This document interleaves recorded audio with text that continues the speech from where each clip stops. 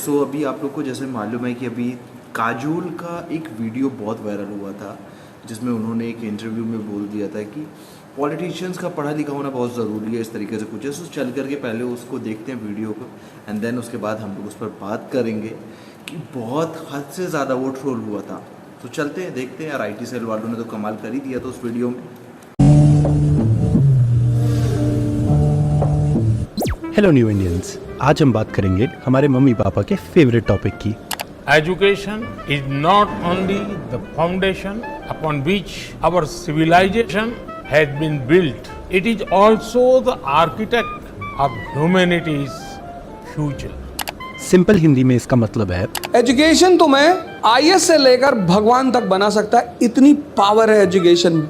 पर एजुकेशन की पावर का पॉलिटिकल पावर से हमारे देश में कोई लेना देना नहीं है। फिर भी एक नेता दूसरे नेता के एजुकेशनल बैकग्राउंड पर अक्सर अटैक करता दिखता है। तो सबसे पहले जांच परख के देखो, आपका राजा अनपढ़ तो नहीं है। ये अनपढ़ आदमी है, ये तो अनपढ़ आदमी है, कॉलेज में कभी पास नहीं हुआ है। पर इसी टाइप की मन की बात कोई सेलिब्रिटी हमारे पॉलिटिशियंस पे कर दे, ये न्यू इंडिया में बिल्कुल अलाउड नहीं है। And change, especially in a country like India, is slow.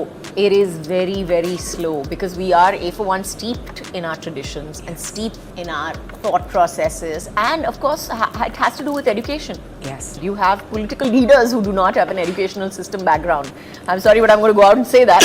But it's a fact, though. You are being ruled by leaders, so many of them, who do not have that viewpoint. Which I think education does give you at least the chance to look out for a different viewpoint. जब मैंने काजोल को ये बात कहते हुए सुना तो मुझे इसमें कुछ भी अबनॉर्मल नहीं लगा, क्योंकि ये बातें हर परिवार कहता है ना, आपके भी मन में है ना।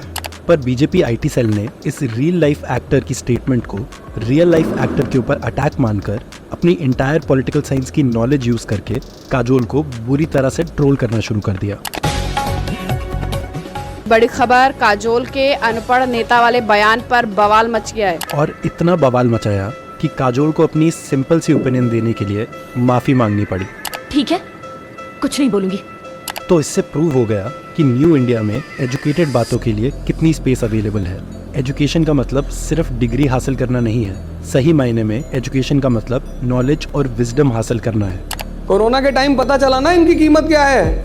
अगर आप अपने शॉर्ट अटेंशन स्पैन की वजह से भूल भी गए हैं तो मैं आपको याद दिला देता हूँ कि कोविड पैंडेमिक के वक्त रूलिंग पार्टी के लीडर्स ने जनता के साथ क्या खिलवाड़ किया था।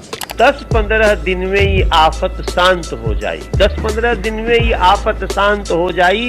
कोरोना के खिलाफ जो युद्ध पूरा देश लड़ रहा है, उसमें 21 दिन लगने वाले हैं। अब आप बिल्कुल मत रोना, 14 अप्रैल के बाद चला जाएगा कोरोना। ना सिर्फ उन्होंने जनता को ऐसी अनसाइंटिफिक टाइमलाइंस दी, पर इससे भी खराब अनसाइंटिफिक इलाज के सजेशंस दिए।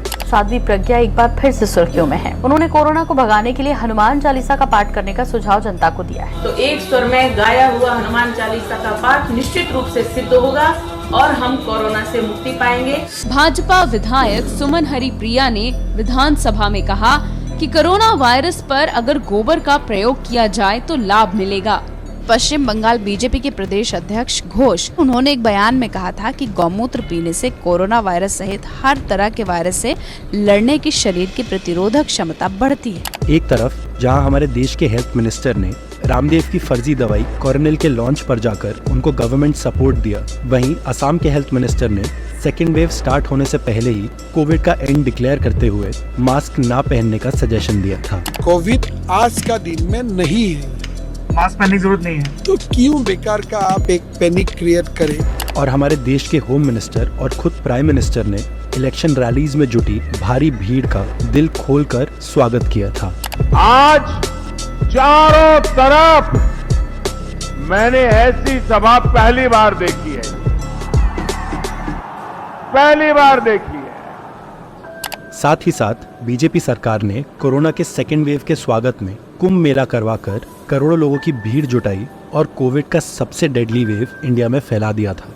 और उसके बाद हुई ऑक्सीजन क्राइसिस को झूठा बताकर अपनी अकाउंटेबिलिटी और असली कोविड के डेथ नंबर्स दोनों से पल्ला झाड़ लिया था।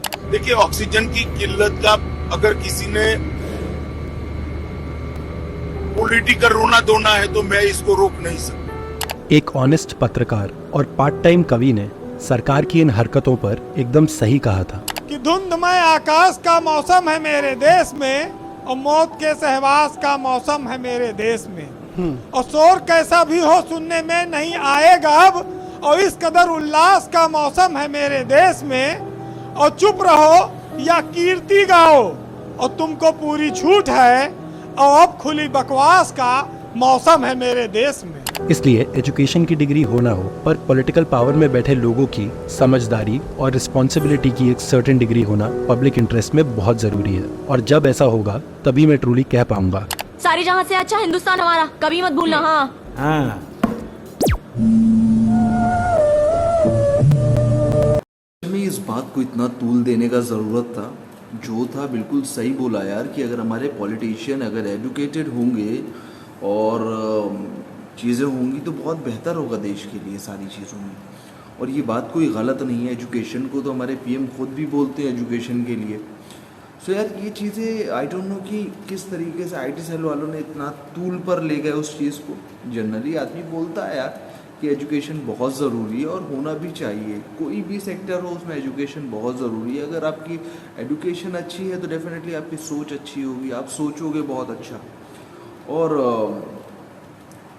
मुझे तो नहीं लगता कि कोई गलत उन्होंने बोला। और आप लोगों की क्या राय है ज़रूर कमेंट सेक्शन में बताइएगा मुझे। जो भी काजोल ने बोला है उस पर आप अपनी राय ज़रूर मुझे बताइएगा। आई होप कि आपको वीडियो अच्छा भी लगा होगा। चैनल में नहीं हो तो सब्सक्राइब करना, वीडियो को लाइक करना। मिलते हैं नेक्स्ट वीडियो में, ख्याल रखिएगा।